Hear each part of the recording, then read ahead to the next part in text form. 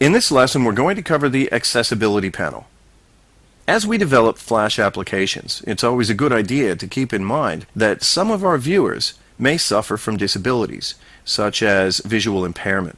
And the accessibility panel helps us manage our documents to keep them accessible to these individuals. It's located under the Window menu and other panels. The keyboard shortcut for it is Alt F2. We do have another way of getting to this panel though, and that's through the Properties panel. If you look down in the lower right, you can see an accessibility icon.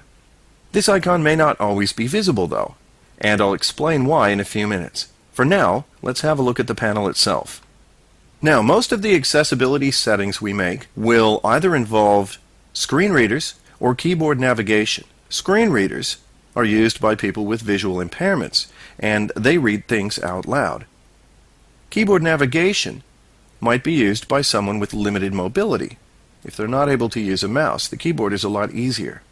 So keeping this in mind, let's have a look through the options in this panel. The first option is to make the entire movie accessible or not, and this is turned on by default, as it should be. The second option makes child objects accessible.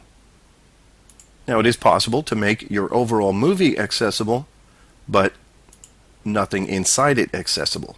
Not recommended, but you can do it if you want. Next, we have Auto Label. By default, Flash will assign labels to dynamic and input text for screen readers. And you can tell Flash to go ahead and do it, or you can turn it off.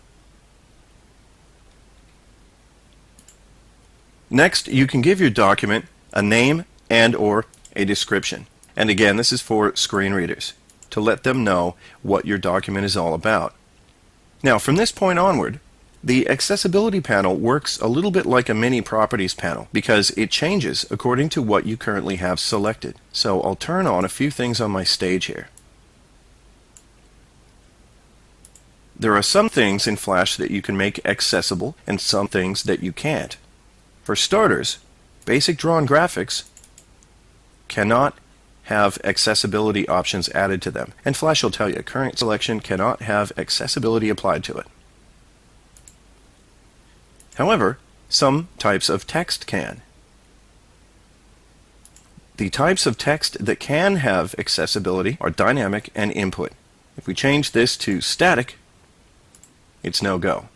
Let's go dynamic. Now, as I mentioned, Flash will, if we let it, automatically apply labels to these.